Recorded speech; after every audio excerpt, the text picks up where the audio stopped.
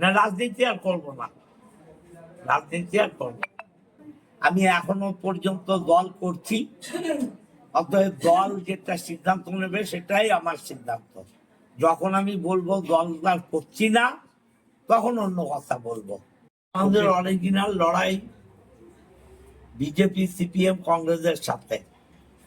দল মনে করেছে যে আমার চাইতেও দেবাংশু ভালো হবে, কারণ এরা যুবক, এরা অনেক বেশি ফাইটার, আর দেবাংশুর একটা লড়াকু ইমেজ আছে, অতএব নিশ্চয়ই ভালো হবে।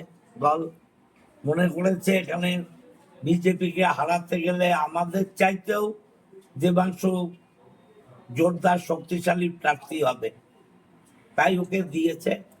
আমাদের অরিজিনাল লড়াই তো বিজেপির সঙ্গে, তো বিজেপিকে যে হারাতে পারবে দলনেত্রী তার কথাই ভেবেছেন, দিয়েছেন ওকে, সবাই আমরা করব। না, আমার সাথে কিছু কথা হয়নি। কথা বলার প্রয়োজন আছে নাকি? যেখানে দিদিমণি অভিষেক সিদ্ধান্ত নিচ্ছে, এরা দলের সর্বময় কর্তা, আমরা তো চুনোপুটির লোক, আমাদের সাথে কেন কথা বলবে বলুন? কোনো জায়গায় মনে হয়েছে যে আপনার খামতি ছিল এই বিধানসভায়? নিশ্চয়ই খামতি আছে, খামতি না থাকলে আমাকে দেবে না কেন? আমি যেটা মনে করছি খামতি নেই, ওরা মনে করছে খামতি আছে, নিশ্চয়ই খামতি আছে, না হলে 3 বার দিল, এবার দিল না কেন? আচ্ছা, অসুবিধা নিশ্চয়ই কোথাও ছিল।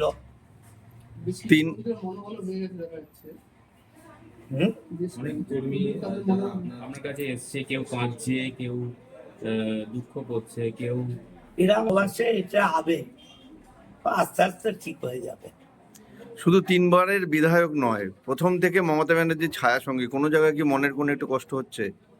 না না, আমার কোনো কষ্ট নেই।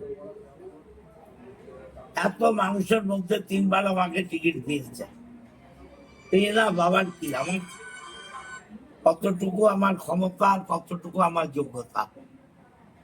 আমার যোগ্যতার বাইরে দল আমাকে দিয়েছে, অনেক দিয়েছে, থ্যাঙ্কস টু দল। 2011 লড়াই তো আরো বেশি কঠিন ছিল, তখন আপনি দলের কাণ্ডারি ছিলেন চুঁচুড়া বিধায়ক হিসেবে। অভিষেক এবং দিদি মনে করেছে আমার চাইতে দেবাংশু বেটার হবে, ওকে থ্যাঙ্কস, ধন্যবাদ জানালাম দলকে। লড়াই তো হবে বিজেপির সাথে। কোথাও কি আবেগপ্রবণ হয়ে পড়ছেন? না না, কোনো আবেগের প্রশ্নই নেই, কোনো আবেগের প্রশ্ন নেই। ছেলেরা এসছে, মেয়েরা এসছে, কান্নাকাটি করছে, স্বাভাবিক। আমি তো বড়, আমার সেটা কষ্ট হচ্ছে, দিস না, এর বেশি কিছু নয়। এতদিন ধরে মানুষের সঙ্গে ঘুরেছেন, মানুষের কাছে গেছেন, সেই সময়টা কিভাবে পূরণ করবেন? বই আছে, ক্লাব আছে, এই তো আমার সুইমিং ক্লাবের প্রেসিডেন্ট বাড়িতে এসে বসে আছে। ক্লাব করব, মাঠ করব, বই পড়বো, সময় কাটাবো, আর নিশ্চয়ই একদম তো বেকার হয়ে যাব না। যদি মনে করি আবার কোর্টে নামবো, প্র্যাকটিস করব। লয়ার ডিগ্রিটা আছে, বার কাউন্সিলের সার্টিফিকেট আছে, কোর্টে নেমে যাব। রাজনীতি কিভাবে সন্ন্যাস নিচ্ছেন? না, রাজনীতি আর করবো না, রাজনীতি আর করবো। তাহলে কি সন্ন্যাস নিলেন? রাজনীতি থেকে বিশ্রাম নিলাম। দল যদি কাজ করতে হলো তবে দল কাজ করতে বললে আমাকে করতে হবে নাকি? আমি কার ঠিকা চাকর নাকি? এই যে আপনি যে দেবাংশ হয়ে প্রচারে বেরোবেন? দেবাংশ এলে ভাববো। আমাদের হুগলির সাংসদ বহিরাগত, দেবাংশুও বহিরাগত, আমাদের জেলার কেউ নয়, আপনি জেলার ছিলেন, আপনাকে আচ্ছা, এটা তো দল, আমি তো দলের লোক, আমি তো নির্দল নই। আমার দলের সর্বময় কর্ত্রী মমতা ব্যানার্জি আর সর্বময় নেতা অভিষেক ব্যানার্জি।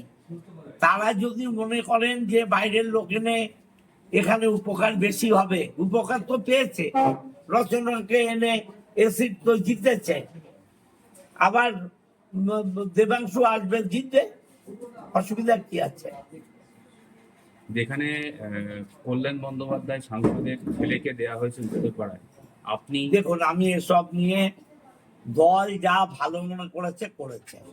আমি এখনো পর্যন্ত দল করছি, অতএব দল যেটা সিদ্ধান্ত নেবে সেটাই আমার সিদ্ধান্ত। যখন আমি বলবো দল আর করছি না, তখন অন্য কথা বলবো। তৃণমূলে প্রচার করবেন? হুম? বিধানসভা ভোটে তৃণমূলের হয়ে প্রচার করবেন? দল করলে অবশ্যই প্রচার করতে হবে। তৃণমূল যদি করি, তাহলে তৃণমূল হয়ে নিশ্চয়ই প্রচার করতে হবে।